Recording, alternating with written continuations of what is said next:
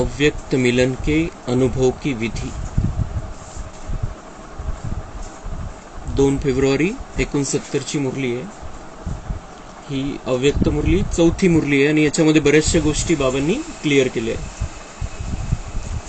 प्रेम स्वरूप बच्चे ज्ञान सहित प्रेम जो होता है वही यथार्थ प्रेम होता है. आप सभी का प्रेम रस बाप दादा को भी खींच लाता है. सभी बच्चों के दिल के अंदर एक आशा दिखाई दे रही है. वह कौन सी?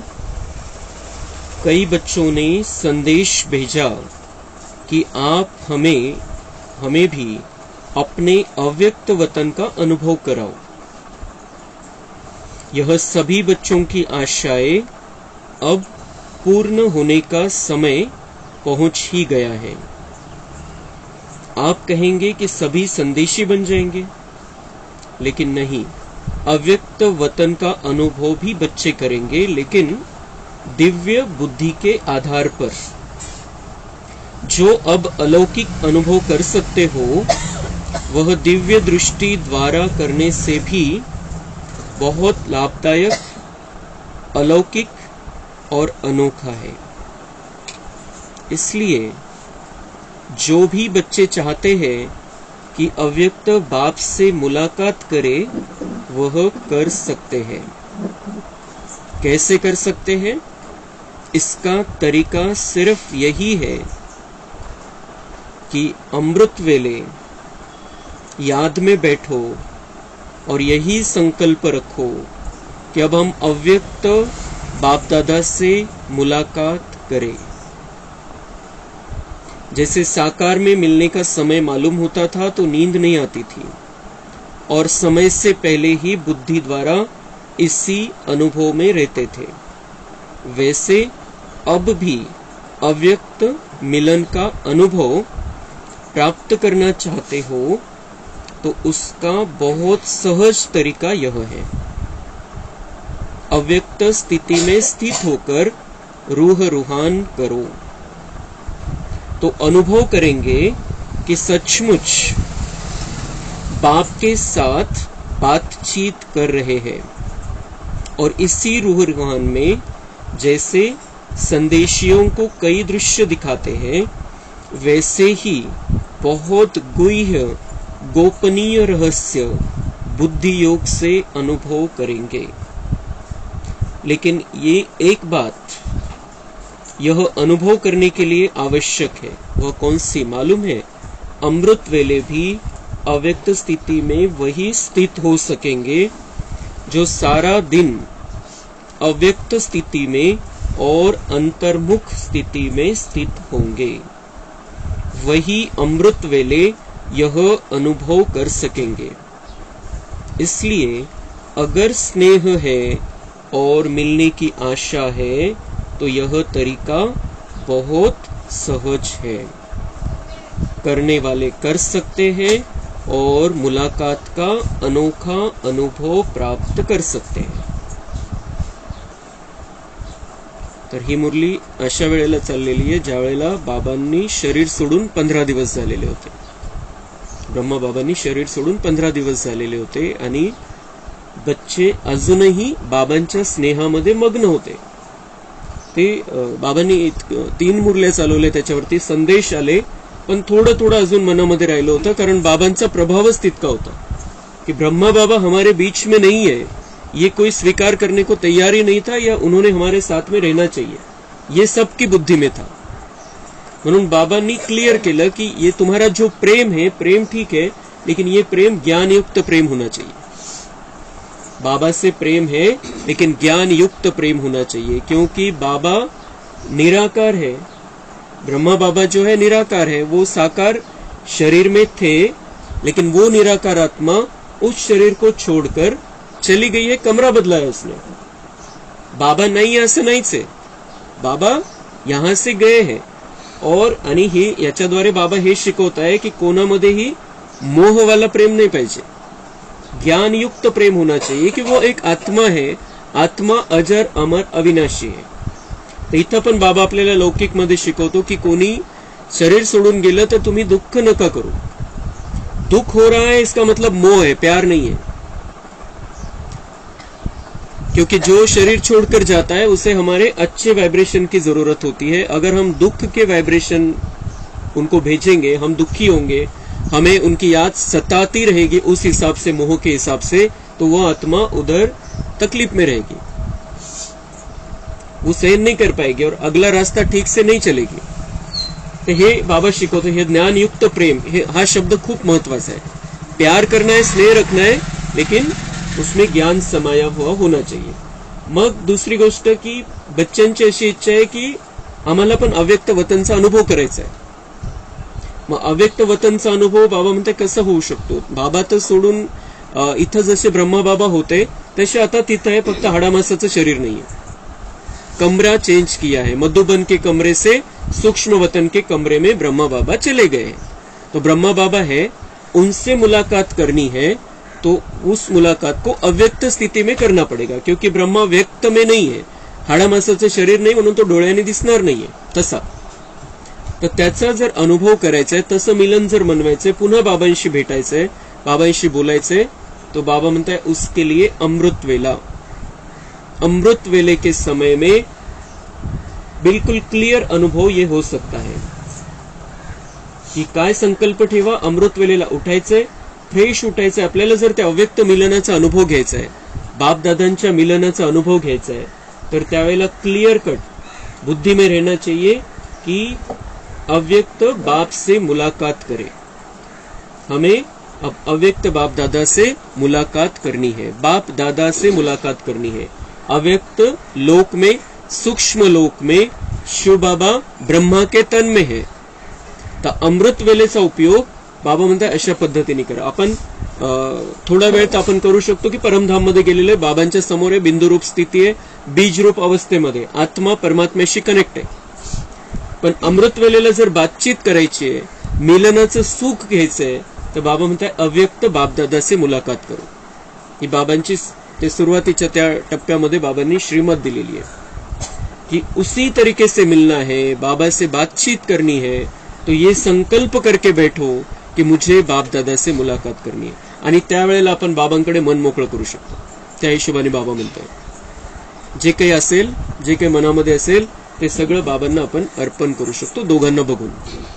क्योंकि जब हम परमधाम में है, परमधाम में बिंदु रूप स्थिति में, मैं भी बिंदु, बाबा भी बिंदु, तो मन मोकळं कसं करणार.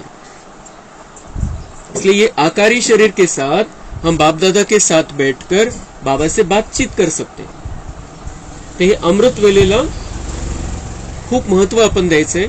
अमृत वेलेचं महत्व बाबांनी सांगितलेले. पहिले पण जेव्हा ब्रह्मा बाबा त्या शरीरामध्ये होते तेव्हाही अमृत वेला व्हायची, त्यावेळेलाही तसं मिलन व्हायचं. तर बाबा म्हणता है कि बच्चे क्या करते, बाबा को मिलना है इसलिए जल्दी जल्दी उठ जाते थे, बाबा से मिलने पहुंच जाते थे समय पर. तर आताही काही चेंज झालेलं नाहीये. बाबा म्हणताय ब्रह्मा बाबा अभी भी है सूक्ष्म वतन में, मैं उसके तन में बैठा हूं, अभी भी उसी तरीके से मिलन हो सकता है. पण त्याच्यासाठी काय पाहिजे, दिवसभरामध्ये अव्यक्त स्थितीमध्ये पाहिजे आपण, अंतर्मुक्ता पाहिजे. बाहर की बातों में, कलयुग की बातों में, कलयुग वालों से ज्यादा मिलना जुलना, ज्यादा बातचीत करना, जो ज्ञान में नहीं है उनके साथ बातचीत करना, उनके साथ मेल जोल रखना ज्यादा.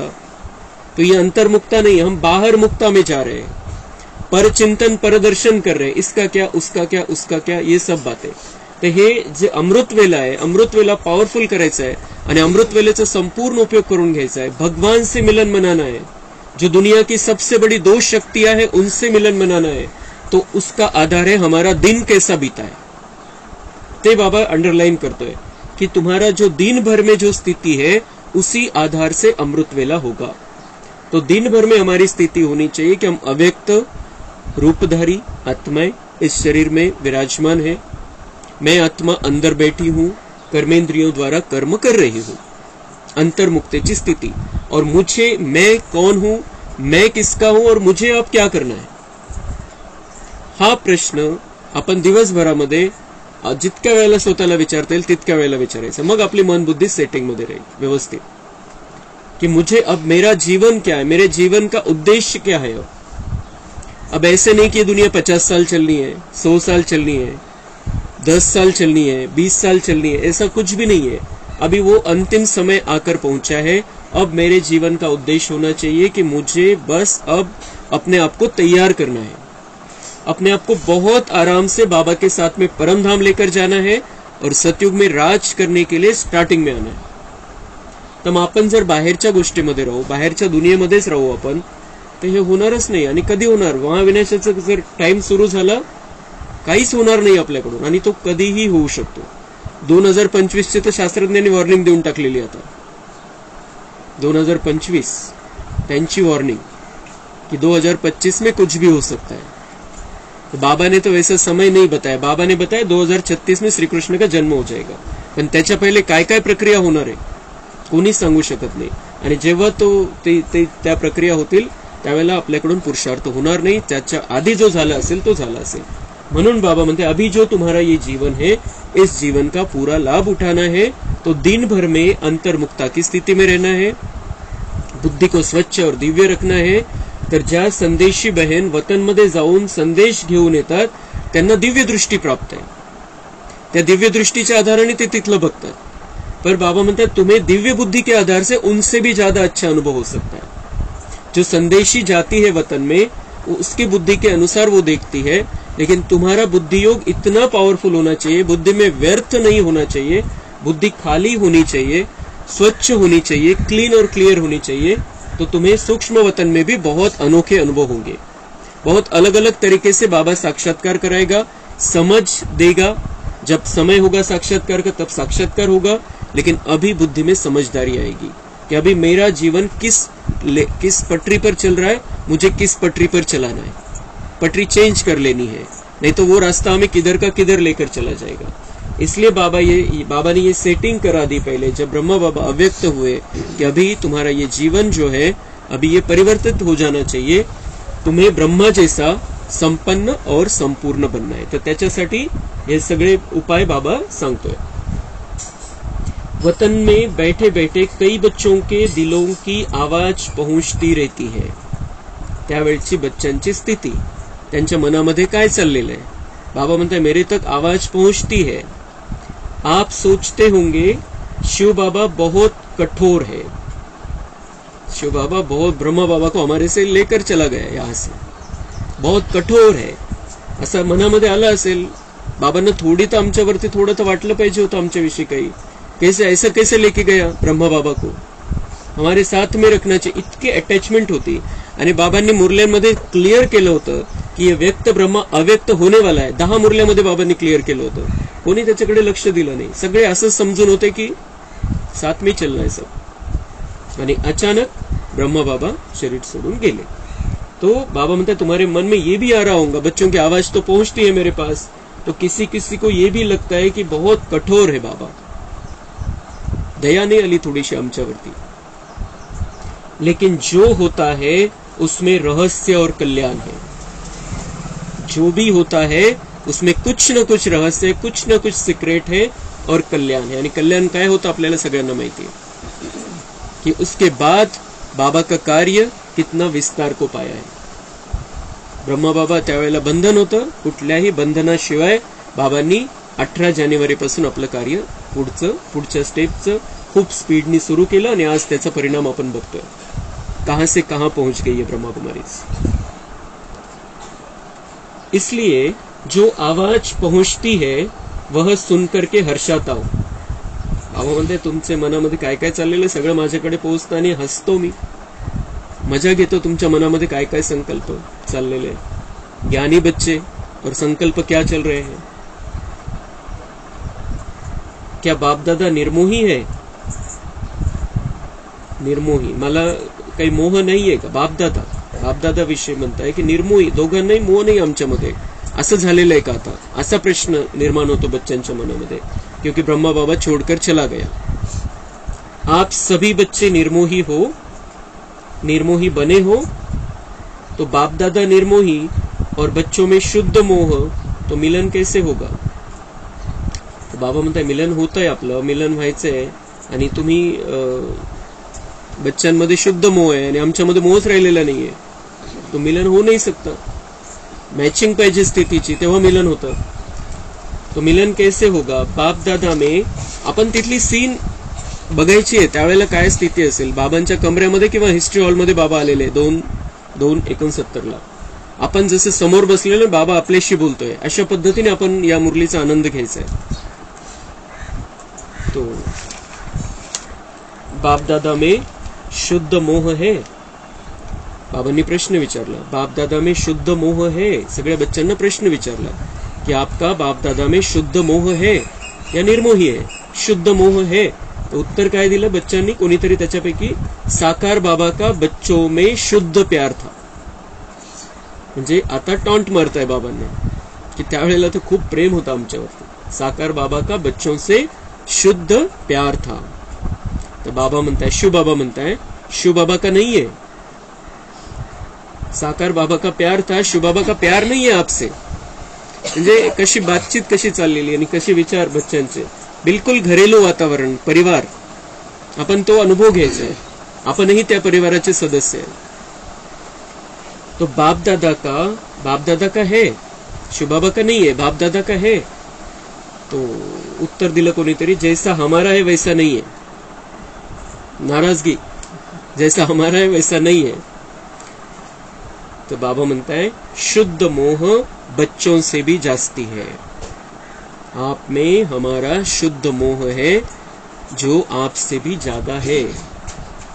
लेकिन बाप दादा और बच्चों में एक अंतर है.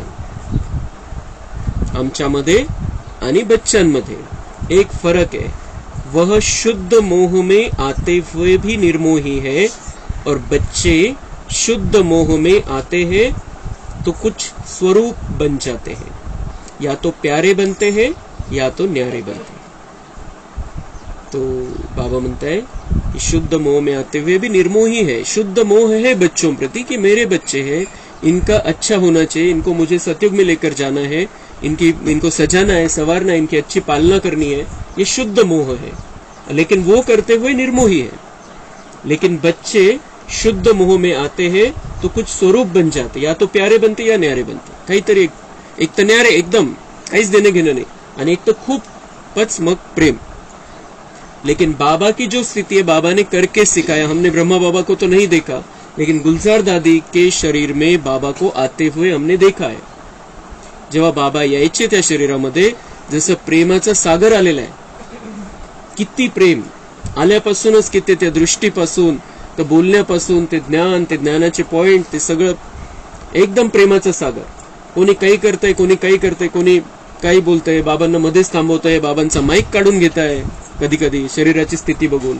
बाबांचं प्रेम तसंच तसं, बिल्कुल प्यारा स्वरूप, प्यार का सागर बैठा है जैसे. तो ये बच्चों के प्रति प्यार, बच्चों के प्रति शुद्ध मोह था.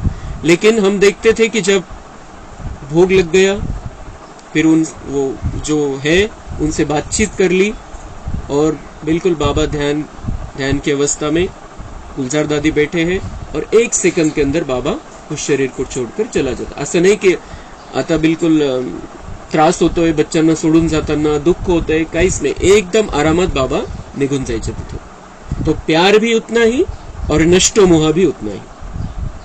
तो न्यारा और प्यारा प्यार तो करता ही था सबसे, हमारा भी प्यारा, लेकिन न्यारा भी उतना ही था. तो हमें भी जीवन में चलते हुए सब बाबा के बच्चे हैं, सबके प्रति स्नेह रखना है, लेकिन अटकना किसी में भी नहीं. लगाव झुकाव नहीं होना चाहिए, ये बाबा सिखाता है.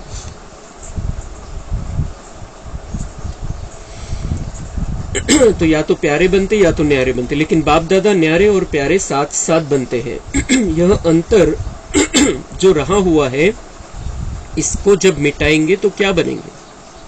बाबा म्हणता हा फरक तुमच्यामध्ये राहिलेला आहे आणि तो मिटवला तर तुमची स्थिती किती सुंदर श्रेष्ठ होऊन जाईल. अंतर्मुख, अव्यक्त, अलौकिक. अभी कुछ लौकिकपन भी मिल जाता है. स्थिति कशी बनवायची? अंतर्मुख, अव्यक्त और अलौकिक. लेकिन अभी कुछ लौकिकपन भी मिल जाता है. लेकिन जब यह अंतर खत्म कर देंगे तो बिल्कुल अलौकिक और अंतर्मुखी, अव्यक्त फरिश्ते नजर आएंगे. इथंच बाबा म्हणतात त्या फरिश्ता स्थितीचा अनुभव तुम्हाला होईल आणि दुसऱ्यांनाही होईल तुमच्याद्वारे, जेव्हा ही लौकिकता समाप्त होईल. जो कलयुग वाले जैसे रहते हैं वैसा हमें नहीं रहना है. हम बाबा के बहुत श्रेष्ठ दिव्य बच्चे हैं. इस साकार वतन में रहते हुए भी फरिश्ते बन सकते हो. इथं राहून सुद्धा तुम्ही फरिश्त्यासारखे राहू शकता. इथं पण तुमची ती स्थिती होऊ शकते. तो फिर बाबा म्हणते आप फिर कहेंगे आप वतन में जाकर फरिश्ता क्यों बने, फिर यहाँ ही बनते. तो यहाँ रहकर भी फरिश्ते जैसा रह सकते हैं. तर मग बाबा म्हणताय की तुमच्या मनामध्ये काय होईल मग, आता मग ब्रह्मबाबा पण इथं राहून बनले असते ना, तिथं कशाला गेले मग. लेकिन नहीं, बाबा म्हणताय नहीं, जो बच्चों का काम वह बच्चे को साजे, जो बाप का कार्य है यह बाप ही करते हैं. तो बाबा म्हणता है बाप का और बच्चे के काम में फर्क है. तुम्हारा काम तुम्हारा काम तुम्हारे टाइप से चलेगा, भगवान का काम बाबा का काम बाबा के टाइप से चलेगा. उनको बहुत सारी सेवा है. और शरीराची एक कॅपॅसिटी असते. 93 वर्षाचं शरीर झालेलं होतं.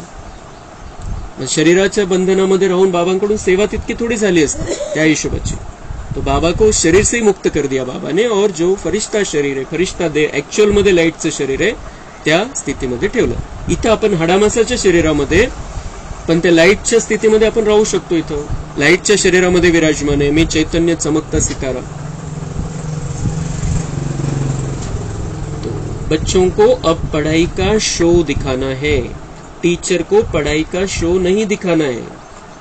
अब टीचर को थोड़ी दिखाना होता है मैंने कैसे पढ़ा है. बच्चे दिखाते हैं, विद्यार्थी दिखाते हैं कि उन्होंने क्या पढ़ा है. आता ती वेळ आलेली है.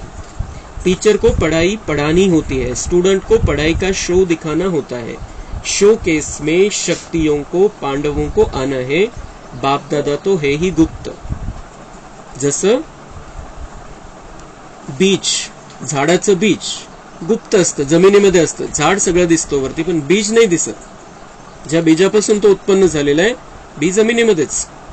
तो ऐसे ही बाप दादा है गुप्त, और शोकेस में शक्तियां और पांडव, भाई और माताएं, बहनें, उनको बाबा की शिक्षा को, बाबा के ज्ञान को सब तरफ फैलाना है, दिखाना है भगवान क्या सिखाता है.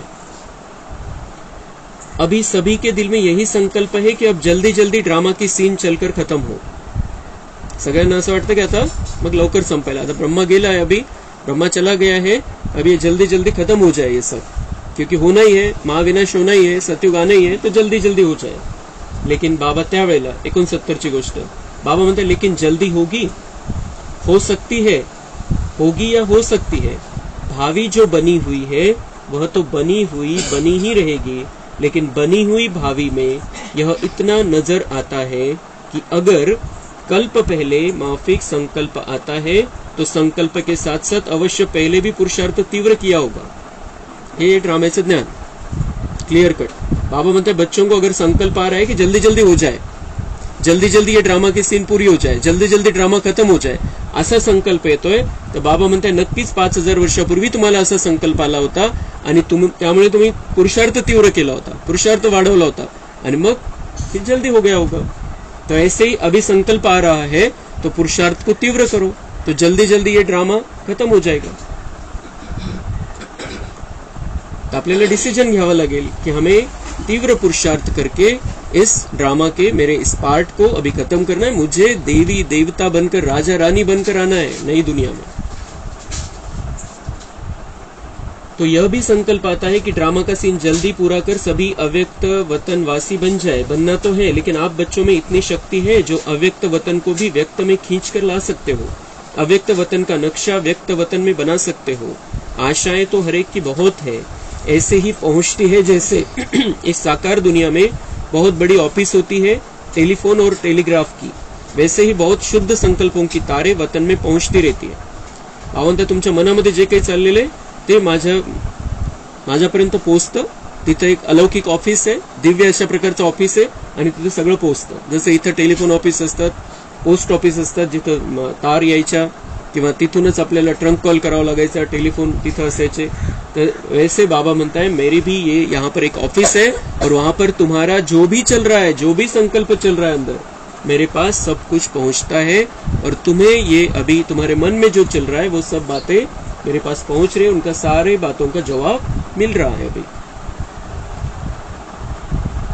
अभी क्या करना है, अभी क्या करना है। कई बच्चों के कुछ लोक संग्रह प्रति प्रश्न भी है, वह भी पोहोचते. काही काही लोकांना उत्तर काय द्यायचं अशा प्रकारचे प्रश्न पण माझ्यापर्यंत पोहोचतात. कई बच्चे मूंझते हैं कि साकार द्वारा तो यह कहा कि सूक्ष्म वतन है ही नहीं, तो बाबा कहाँ गए. तर बाबांनी काही मुरल्यामध्ये असं सांगितलं होतं कि सूक्ष्म वतन है ही नहीं. क्यों बोला था बाबा ने वो बात. बाबा जो बोलते हैं उसके पीछे कोई राज रहता है. बाबांनी नंतर नंतर असं सांगितलं की सूक्ष्म वतन है ही नहीं ऐसे समजो.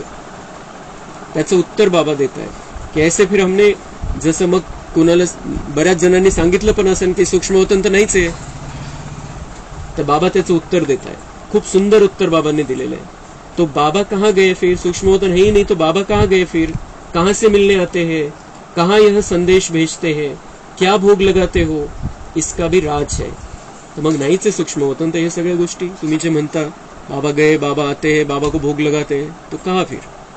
तो बाबा म्हणते इसका भी राज है. क्यों कहा गया था, का सांगितलं होतं हे. इसका मूल कारण यही है कि जैसे आप लोगों ने देखा होगा कि कभी कभी छोटे बच्चे जब कोई चीज के पीछे लग जाते हैं तो वह चीज भल अच्छी भी होती है लेकिन हद से ज्यादा उस अच्छी चीज के पीछे पड़ जाते हैं, तो बच्चों से क्या किया जाता है. त्यावेळेला काय व्हायचं की ते खूप सगळ्यांना मग सवय लागली होती. सूक्ष्म वतन में जाना है, बाबा के पास जाना है, साक्षात्कार करणे, ध्यान में जाना है, आणि मग त्याच्यामध्ये माया येऊन जायची, काहीतरी गडबड होऊन जायची आणि बस तिथं साक्षात्कार केला आणि ज्ञान विसरून जायचे. मग बघितलं बाबांनी दाखवलं सगळं. मग बाबांनी काय केलं की त्यांना सांगायला सुरुवात केली की हे नाही सूक्ष्म वतन, कारण ते ज्ञान अभ्यास योग करायच्या ऐवजी तेच वाटायला लागले की हा तिथं मजा आहे एकदम. सूक्ष्म वतनमध्ये तिथं ध्यानामध्ये गेलं ना खूप आनंद वाटतो. तर पण ज्ञानाशिवाय जे ज्ञान है, ते ज्ञानाशिवाय बाबांनी सांगितलेले ज्ञान के सिवाय योग लग नहीं सकता, योग के सिवाय धारणा हो नहीं सकती, धारणा के सिवाय तुम सेवा कर नहीं सकते. तो ज्ञान महत्वपूर्ण आहे. आणि मग हे साक्षात्कार, सूक्ष्मवतनचे साक्षात्कार करून मग खूप चांगलं आहे, बाबांकडून सगळं घेता येतं तिथं जाऊन. पण त्याच्याच नादी लागले, ज्ञान विसरून गेले, म्हणून बाबांनी तसं सांगितलं होतं. तर त्याचं कारण बाबा सांगताय कि छोटे बच्चों को बहुत अच्छी चीज है लेकिन उसका ज्यादा ही लगाव इस चीज में, तो बच्चों से क्या किया जाता है, वह चीज उनकी आंखों से छिपाकर यह कहा जाता है कि है ही नहीं. काय करतात मग, हा त्याच्याच नादी लागले, दुसरं काही बघतच नाही. तर मग काय करतात, लपवून ठेवतात, त्याच्या डोळ्यासमोर नाही, आणि मग त्याला सांगतात की ते नाहीच आहे, वो चीज है ही नहीं. तो इसलिए ही कहा जाता है कि इसकी जो एक्स्ट्रा लगन लग गई है वह कुछ ठीक हो जाए. इसी रीति से वर्तमान समय कई बच्चे इन्हीं बातों में कुछ चटक गए थे, तो उनको छुड़ाने के लिए साकार में कहते थे कि सूक्ष्म वतन है ही नहीं. तो यह भी बच्चों की इस बात से बुद्धि हटाने के लिए कहा गया था. त्याच्यातून बुद्धी काढली तर पुरुषार्थ होईल, नाही तर मग तेच बघतील, ध्यानामध्येच जातील. आणि किती वेळा बाबांनी क्लिअर केलं, ध्यान से ज्ञान ज्यादा महत्वपूर्ण है. लेकिन इसका भाव यह नहीं है कि अगर बच्चों से चीज छिपाई जाती है तो वह चीज खत्म हो जाती है. लपून ठेवली एखादी वस्तू, एखादी गोष्ट लपून ठेवली बच्चांपर्यंत, त्यांना त्याच्यामध्ये जास्त ठेवायचं नाहीये, कारण दुसरं काही बघतच नाहीये, मग तो छुपा कर रख दी, इसका मतलब चीज खत्म थोड़ी हो गई, वो तो है, तो छिपा कर रखी थी सिर्फ. तो जैसे कि कहा गया कि नहीं है सूक्ष्म वतन, तो वह चीज खत्म हो जाती नहीं. यह एक युक्ति है चटकी हुई चीज से छुड़ाने की. तो यह भी युक्ति की, अगर सूक्ष्म वतन नहीं तो भोग कहाँ लगाते हो. इस रसम रिवाज को कायम क्यों रखा. आणि सूक्ष्म वतनचं रहस्य बाबांनी सांगितलेलं, सूक्ष्म वतन फक्त 100 वर्षासाठी. सूक्ष्म वतन जे 3 मजले या दुनियेचे, त्याच्यापैकी हा जो दुसरा मजला आहे, बाबा फक्त संगम युगामध्ये त्याला क्रिएट करत असतात, नंतर ते नाहीये, सिर्फ परमधाम है और ये दुनिया है. पण ही 100 वर्ष तर आहे सूक्ष्म वतन. तो इस रस्म रिवाज को कायम क्यों रखा. कोई भी ऐसा कार्य होता है तो खुद भी संदेश क्यों पूछवाते थे. तो ऐसे भी नहीं कि सूक्ष्म वतन नहीं है, सूक्ष्म वतन है, लेकिन अब सूक्ष्म वतन में आने जाने के बजाय स्वयं ही सूक्ष्म वतनवासी बनना है. यही बाप दादा की बच्चों में आशा है. आना जाना ज्यादा नहीं होना चाहिए, यह यथार्थ है. कमाई किस में है, तो बाप बच्चों की कमाई को देखते हैं और कमाई के लायक बनाते हैं. इसलिए यह सभी रहस्य बोलते रहे. बाबा म्हणतात तुमची कमाई झाली पाहिजे म्हणून हे सगळं अशा प्रकारचं कधी काय सांगितलं, पण त्याच्या मागची भावना हीच होती की कमाई करावी बच्चांनी. सिर्फ फक्त तेवढं त्या चक्करमध्ये राहून मग जे काही पुढच्या 5000 वर्षाची कमाई करायची, 21 जन्माची सुंदर रेकॉर्डिंग करायची, ती नाही होणार. म्हणून बाबा म्हणते कभी कभी ऐसा थोड़ा सा जैसे लौकिक में भी किया जाता है वैसा कुछ करना पड़ता है. अभी समझा कि क्यों कहा था और अब क्या है. सूक्ष्म वतन के अव्यक्त अनुभव को अनुभव करो, सूक्ष्म स्थिति को अनुभव करो. आने जाने की आशा अल्पकाल की है. अल्पकाल के बजाय सदा अपने को सूक्ष्म वतनवासी क्यों नहीं बनाते और सूक्ष्म वतनवासी बनने से ही बहुत वंडरफुल अनुभव करेंगे. खुद आप लोग वर्णन करेंगे कि यह अनुभव और संदेशियों के अनुभव में कितना फरक है. म्हणतो तुम्ही दिव्य बुद्धीच्या आधाराने संदेशीपेक्षा पण चांगल्या प्रकारचा अनुभव करू शकता. बुद्धीला दिव्य बनवा.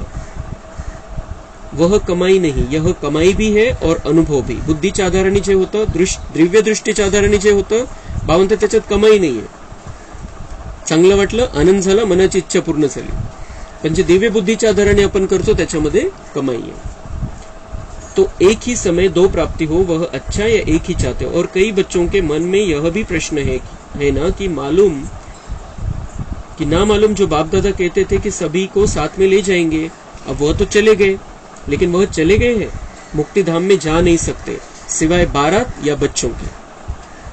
कि बच्चे कहते हैं कि बाप दादा तो कहते थे साथ में जाएंगे, लेकिन वो तो चले गए, ब्रह्मा बाबा चले गए. बाबा मतलब चले थोड़ी गए, मुक्तिधाम में जा नहीं सकते. वो बिना बारात के कैसे, अकेला कैसे चला जाएगा ब्रह्मा.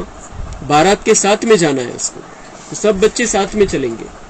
तो सिवाय बारात या बच्चों के, बारात के भी घर अकेले जा सकते हैं. बारात तैयार है. बाबा म्हणते बारात तैयार है क्या, बाराती तैयार हो गए क्या, फिर चलेंगे साथ में. यही सुना है अब तक की बारात के साथ ही जाएंगे. जब बारात ही सज रही है तो अकेले कैसे जाएंगे. तो बाबा म्हणते बच्चे तैयार हो जाए फिर साथ में जाएंगे. अभी तो ब्रह्मा सूक्ष्म वतन में बैठा है. अभी तो सूक्ष्म वतन में ही अव्यक्त रूप से स्थापना का कार्य चलता रहेगा. जब तक स्थापना का कार्य समाप्त नहीं हुआ है तब तक बिना कार्य सफल किए हुए घर नहीं लौटेंगे. जा नहीं सकता है. स्थापना का कार्य पूरा होगा 2036 में, और तब तक ब्रह्मा सूक्ष्म वतन में है. और ब्रह्मा सूक्ष्म वतन में जाएगा, हम सब उसके साथ में जाने वाले हैं. हमें बीच में रुकना नहीं है. धर्मराजपुरी में ब्रह्मा के साथ में बारात में जाना है, और ब्रह्मा बाबा भी जल्दी नीचे आ जाएगा, ज्यादा रेस्ट नहीं करेगा ऊपर, और हमें भी जल्दी आना है. पहले 9 लाख में आना है, स्टार्टिंग में आना है. साथ ही चलेंगे, और फिर चलने के बाद क्या करेंगे मालूम है क्या करेंगे. साथ चलेंगे और साथ रहेंगे. साथ चलेंगे मुक्तिधाम में, साथ सतयुग में साथ आएंगे, और फिर साथ में रहेंगे. वहां पर साथ में रहना है हमें, ब्रह्मा को और हमको साथ में रहना है. वो श्री कृष्ण रूप में रहेगा, नारायण रूप में रहेगा, और हम उसके साथ में देवी देवता के रूप में, राजा रानी के रूप में रहेंगे. और फिर साथ साथ ही सृष्टि पर आएंगे. आप बच्चों का जो गीत है कि कभी भी हाथ और साथ न छूटे, तो बच्चों का भी वायदा है तो बाप का भी वायदा है. बाप अपने वायदे से बदल नहीं सकते. और भी कोई प्रश्न है. मैं अपने वायदे से बदल नहीं सकता हूँ, ब्रह्मा अपने वायदे से बदल नहीं सकता है. हम साथ में है, साथ में चलना है, साथ में आना है. तो और भी कोई प्रश्न है. यूं तो समय प्रति समय सब स्पष्ट होता ही जाएगा. कईयों के मन में यह भी है ना कि ना मालूम जन्म होगा व क्या होगा. मग अजून एक प्रश्न की आता ब्रह्मा बाबा गेले इथून, त्यांचा जन्म होईल का पुन्हा. जन्म होगा जैसे आपकी मम्मा का जन्म हुआ वैसे होगा. मम्मा का तो जन्म हुआ, बाबा ने क्लियर कर दिया था, क्योंकि उसे एडवांस पार्टी का मुख्य बनकर एडवांस पार्टी का कार्य चलाना, इसलिए मम्मा का तो जन्म क्लियर है. लेकिन मग बच्चांच्या मनामध्ये प्रश्न आला की मग मम्मांचा जन्म झाला, बाबांनी सांगितलं, तर क्या ब्रह्मा का भी जन्म होगा वापस. आप बच्चों का विवेक क्या कहता है. ड्रामा की भावी को देख सकते हो, थोड़ा थोड़ा देख सकते हो. जब आप लोग सबको कहते हो कि हम त्रिकालदर्शी बाप के बच्चे हैं, तो आने वाले काल को नहीं जानते हो. आपके मन के विवेक अनुसार क्या होना चाहिए. अव्यक्त स्थिति में स्थित होकर हाँ या ना कहो तो जवाब निकल आएगा. काय वाटतं तुम्हाला. मनातल्या मनात विचार करा कि क्या लगता है आपको. और बाबा ने इतना तो क्लियर कर दिया कि बाबा ऊपर से आता रहेगा, मिलन होता रहेगा. तो प्रश्नाचं उत्तर तो बिल्कुल सरल है. तो इस रीति से बाप दादा ने 2-4 से पूछा. बहुत करके सभी का यही विचार था कि नहीं होगा, जन्म नहीं होगा. आज ही उत्तर चाहते हो या बाद में. मग बाबांनी विचारलं आजच पाहिजे. मग थोडंसं बाबांनी थोडंसं त्यालाही थोडं सिक्रेट टाईप केलं की आज पाहिजे उत्तर की नंतर देऊ उत्तर, थोडंसं बच्चांच्या मनामध्ये हलचल निर्माण करण्यासाठी. तो हलचल तो नहीं मच रही है. बाबा प्रश्न विचारल्यावर गोंधळ तर नाही झाला मनामध्ये, क्लियर तर आहे की ब्रह्मा का जन्म नहीं होगा, ब्रह्मा तो ऊपर बैठकर कार्य करेगा. लेकिन ऐसा प्रश्न जो विचारल्यानंतर मनामध्ये हलचल होती म्हणजे क्लियर नहीं है कई गोष्टी. तो यह भी एक खेल रचा जाता है. छोटे छोटे बच्चे तालाब में पत्थर मारकर उनकी लहरों से खेलते हैं. तो यह भी एक खेल है. जसं पाण्यामध्ये दगड मारलं की असं थोडं मस्त त्याचे लहरी उत्पन्न होतात गोल गोल गोल गोल, तर मजा वाटते बच्चांना. तो बाबा म्हणते मैं भी ऐसे बीच बीच में मुरली में से पत्थर मारता हूं, तो तुम्हारे अंदर जो वो लहरें उत्पन्न हो जाती है. तर तुम्ही आपण आनंद घ्यायचा. बाबा जे जे काही ज्या ज्या मुरलीमध्ये वेगवेगळ्या प्रकारे बाबा बोलत असतो त्याचा आपण आनंद घ्यायचा. बाबा म्हणतात ये लहरें चलती है तुम्हारे अंदर, यह भी एक खेल है. बाप तुम सभी के विचार सागर में प्रश्नों के पत्थर फेंककर तुम्हारे बुद्धि रूपी सागर में लहर उत्पन्न कर रहे हैं. बुद्धि रूपी सागर, विचार सागर, उसमें पत्थर फेंक रहा है बाबा प्रश्न के रूप में, और तुम्हारे अंदर वो लहरें उत्पन्न. तर मंथन करायला सोपं जातं, विचार चालतात. तो उन्हीं लहरों का खेल बाप दादा देख रहे हैं. मग उत्तर पण देऊन टाकलं लगेच बाबांनी, हलचलमध्ये आणलं बच्चांना, लगेच ताबडतोब उत्तर देऊन टाकले. अभी आप सबके साथ ही अव्यक्त रूप से स्थापना के कार्य में लगे रहेंगे. मतलब जन्म नहीं होगा, ऊपर बैठकर ब्रह्मा बाबा सबके साथ में स्थापना का कार्य करेंगे. जब तक स्थापना का पाठ है तब तक अव्यक्त रूप से आप सभी के साथ ही है. समझ गए. वतन में मम्मा को भी इमर्ज किया था. पता है क्या बात चली. आता मम्मांना पण बोलवलं होतं वतन मध्ये, ऍडव्हान्स पार्टी मध्ये गेलेले आहे पण फरिश्ता रूपामध्ये त्यांना बोलवतात. तो मम्मा को बुलाया था वतन में. तो क्या बात चली हमारी. जैसे साकार रूप में साकार वतन में मम्मा बोलती थी कि बाबा आप बैठे रहिए हम सभी काम कर लेंगे. साकार मध्ये मम्मा काय म्हणायचे ब्रह्मा बाबांना कि आप बैठे रहिए हम कर लेंगे, बाहर का देख लेंगे, आप बैठे रहो यहाँ पर, आप बाबा से मिलन मनाते रहो, हमको डायरेक्शन देते रहो, काम हम कर लेंगे. तर तसं मम्मांना जेव्हा बोलवलं बाबावरती होत गेल्यानंतर तर मम्मांनी तेच सांगितलं, हम कर लेंगे, आप यहाँ बैठे रहो सूक्ष्म वतन में. इसी ही रीति से वतन में भी यही कहा कि हम सभी कार्य स्थापना के जो करने वह करेंगे, आप बच्चों के साथ ही बच्चों को बहलाते रहिए. ऐसे ही साकार में कहती थी, वही वतन में रूह रूहान चली.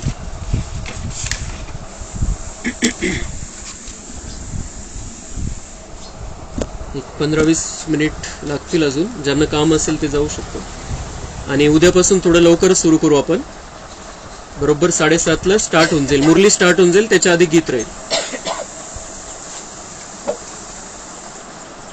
आज वतन में दूर से ही सवेरे से खुशबू आ रही थी. देख रहे थे कैसे स्नेह से चीजें बना रहे हैं.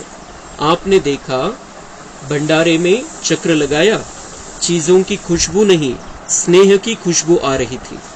जो काही भोग लावला जातो बाबांना, जे काही अर्पण केला जातो व्यवस्थितपणे, पण बाबा म्हणतात चीजों की खुशबू नहीं आती है, स्नेह की खुशबू मेरे तक पहुंचती है. चीजों की खुशबू तो ठीक है, ती गोष्ट वेगळी आहे, ती भासना येईल नाही येईल, पण तुमच्या प्रेमाची भासना येते माझ्यापर्यंत, तुमच्या प्रेमाचा सुगंध माझ्यापर्यंत नक्की पोहोचतो. जब भोग बना रहे हैं, जब भोग अर्पण कर रहे हैं.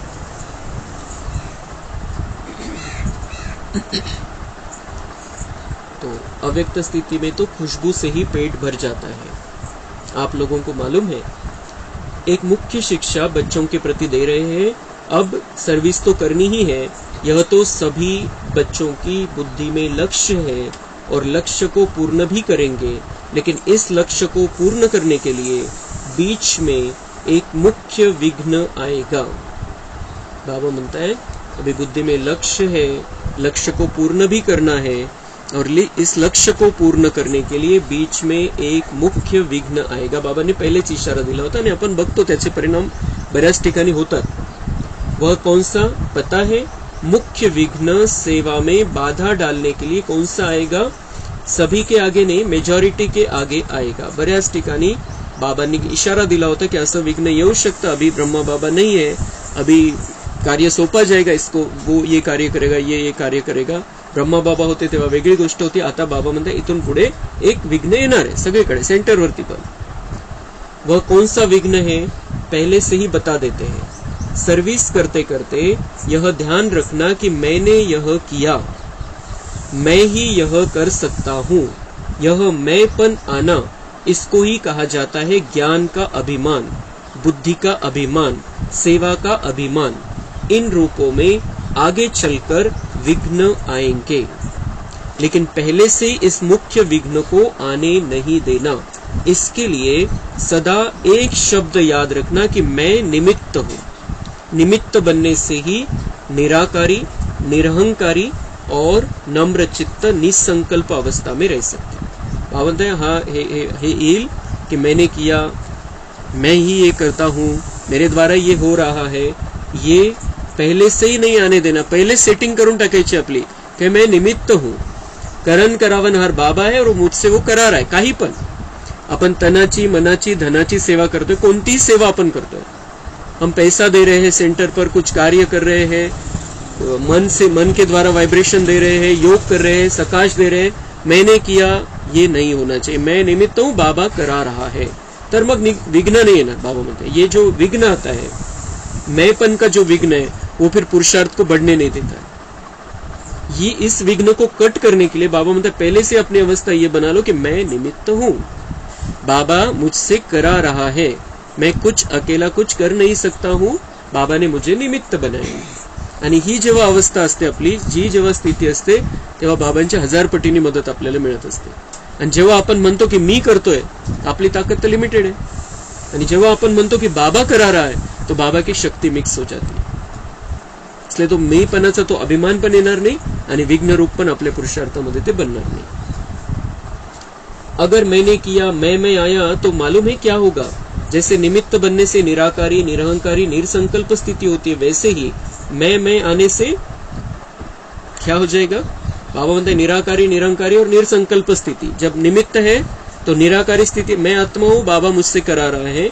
निरहंकारी, मैं कुछ नहीं कर सकता हूँ, बाबा करा रहा है, मैंने किया इसलिए हुआ, ये नहीं, बाबा किसी के भी द्वारा करा सकता है, ये निरहंकारी। अशी स्थिती राहील। निरसंकल्प राहील कि बाबा देखेगा क्या करना है, टेंशन लोड नहीं घेणार अपन। लेकिन वैसे ही मैं आने से क्या होता है, मगरूरी, मुरझाइश और मायूसी। अगर मैं आ गया तो बाबा म्हणता है मगरूरी आ जाएगी, गर्व येऊन जाईल, मैं नहीं होता तो क्या होता, मेरी वजह से है, तो मगरूरी आ जाएगी, मुरझाइश आ जाएगी। कधी कधी मग सफलता नाही मिळाली, काहीतरी गडबड झाली, ते निराशा येऊन जाईल, उदासी येऊन जाईल, मुरझाइश और मायूसी। तो फिर वो जीवन कैसे चलेगा आगे, पुरुषार्थी जीवन आगे बढ़ ही नहीं सकता। म्हणून बाबा म्हणता है ये निमित्त बनकर रहना बहुत अच्छा है। उसकी फिर रिजल्ट क्या होगी, आखिरी अंत में उसकी रिजल्ट यही होती है कि चलते चलते जीते हुए भी मर जाते हैं। मग बाबा म्हणते शेवटी काय होतं, ज्ञान को छोड़कर चले जाते हैं। शेवटी तर काय होणार मग। इसलिए इस मुख्य शिक्षा को हमेशा साथ रखना कि मैं निमित्त हूँ। निमित्त बनने से कोई भी अहंकार उत्पन्न नहीं होगा, नहीं तो अगर मैंपन आ गया तो मतभेद के चक्र में आ जाएंगे। मैंपन आ गया तो मग दुमत तो होणारच। मी एक म्हणतोय तो दूसरा म्हणतोय, तीसरा म्हणतोय, तो मतभेद के चक्कर में आ जाएंगे। लेकिन बाबा ने कहा है, बाबा ने ऐसे कहा है, हम ऐसा कर रहे हैं, बस सरल। इसलिए इन अनेक व्यर्थ के चक्करों से बचने के लिए स्वदर्शन चक्र को याद रखना, क्योंकि जैसे जैसे महारथी बनेंगे वैसे ही माया भी महारथी रूप में आएगी। साकार रूप में अंत तक कर्म करके दिखाए। जैसे जैसे बाबा म्हणते ज्ञान में आगे बढ़ते जाएंगे, माया भी उसी रीति से आएगी। म्हणून सावधान, हम छोटे हैं ज्ञान में तो छोटे रूप में माया आएगी, हम बड़े बनते जा रहे हैं, माया भी उसी रूप में आएगी, क्योंकि उसे हमें राज्य नहीं करने देना है। या बाबा परीक्षा लेने के लिए भेजता है, उसको परीक्षा लेने के लिए रखा है, तो बाबा म्हणते वो माया भी महारथी बनकर आएगी, महारथी के सामने। म्हणून सावधान राहायचे कायम, आणि त्याच्यासाठी स्वतःला निरहंकारी स्थितीमध्ये ठेवायचंय, निमित्त बनून राहायचंय। व्यर्थ के चक्करों से स्वयं को मुक्त करना है। दुनिया का चक्कर जो है व्यर्थ का चक्कर है, दुनिया वालों के चक्कर में नहीं रहना है, उससे स्वयं को मुक्त कर देना है। तो फिर माया हमें ज्यादा तंग नहीं करेगी और हम बाबा के रास्ते पर बहुत सीधा, बहुत अच्छी रीति से चलते जाएंगे। कम समय में ज्यादा पुरुषार्थ कर सकेंगे। साकार रूप में अंत तक कर्म करके दिखाया। क्या कर्म करके दिखाया याद है? क्या शिक्षा दी? यही कि निरहंकारी और निर्माण चित्त होकर एक दो में प्रेम प्यार से चलना। ब्रह्मा बाबा सगळे विशेष नहीं होता, सब बाबा के बच्चे हैं, इस आधार से चलते रहे। सब बाबा के बच्चे, उस आधार से लौकिक परिवार उनके साथ में था, त्यांची पत्नी होती, मुलं होते, सगळा परिवार होता सोबत। असं नाही की ते सोडून गेले, तिथंच तर कार्य सुरू झालं सगळं, त्यांच्या घरापासून तो शुरुआत झाली। तो सब साथ में रहते थे, लेकिन उनकी स्थिति ऐसी बन गई थी, उनकी पत्नी भी उनको बाबा कहती थी, उनके बच्चे भी उनको बाबा कहते थे, सब बाबा कहते थे। तो वो जो लौकिक जे नातं होतं ते अलौकिक मध्ये परिवर्तन झालं। सगळे एकमेकांना समजायला लागले की हम सब बाबा के बच्चे हैं। वो स्थिति बन गई और उस आधार से एक दूसरे के साथ रूहानी प्यार रहा। फिर जो बाकी जो आते गए, जुड़ते गए, वो सब बाबा के बच्चे समझकर उनके साथ में प्रेम प्यार से रहे, सब मिलकर।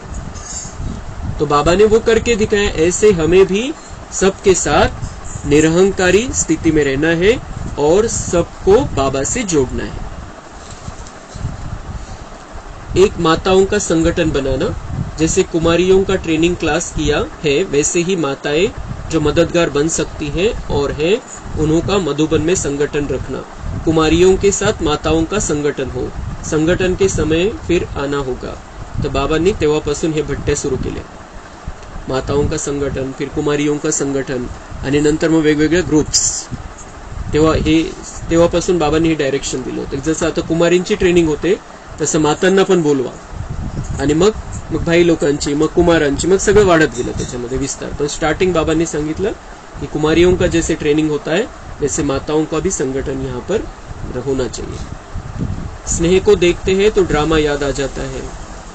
मग असं सेवेप्रती डायरेक्शन आणि पुन्हा बच्चांच्या स्थितीवरती बाबा येतात। स्नेह को देखते हैं तो ड्रामा याद आ जाता है, ड्रामा जब बीच में आता है साइलेंस हो जाते हैं। स्नेह में आए तो क्या हाल हो जाएगा?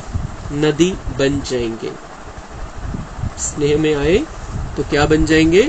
नदी बन जाएंगे, म्हणजे रडताल। स्नेह में सिर्फ स्नेह है, ड्रामा बुद्धि में नहीं है, ज्ञान बुद्धि में नहीं है, ज्ञान युक्त प्यार नहीं है, तो मतलब मोह है। मोह है तो रोना आएगा, दुख होगा। तो जैसे ब्रह्मा बाबा छोड़ कर गए थे, उस त्या हिशोबाने बाबा म्हणतात। तर असंच आपल्याला पण हे शिकायचंय की आपल्याला कोणाच्याही मोहामध्ये नहीं राहायचंय, हमें शुद्ध प्रेम रखना है। सब बाबा के बच्चे हैं, मेरा डायरेक्ट रिलेशन किसी के साथ कोई नहीं है, सब बाबा के बच्चे हैं। तो फिर मोह नहीं होगा, और मोह नहीं होगा तो दुख नहीं होगा। जब मोह खत्म हो जाता है, दुख भी खत्म हो जाता है।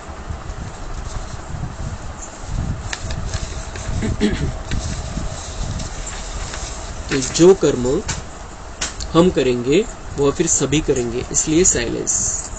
मन को शांत कर दो, चाहे कुछ भी हो जाए, मन को शांत कर दो। शांत मन, तो लोग पण सांगतात चुप बसा, ऐसे शांति नहीं बोलता है बाबा।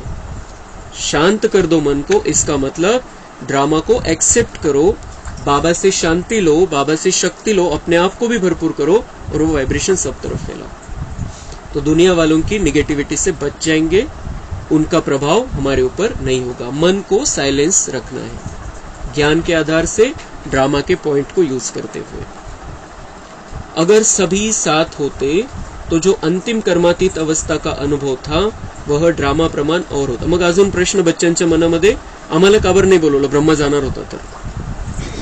तो बाबा म्हणताय अगर सभी साथ होते तो जो अंतिम कर्मातीत अवस्था का अनुभव था वह ड्रामा प्रमाण और होता। थोडे होते आणि म्हणून बाबा म्हणताय की ब्रह्मा बाबांना पण सोपं झालं डिटॅच होण्यासाठी।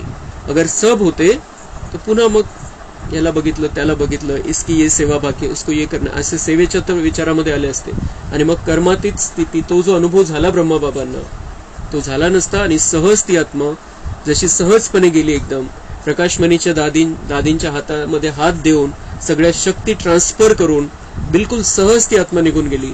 बाबा म्हणता है ड्रामा का सीन कुछ और होता अगर सबको बुला लेते थे तो,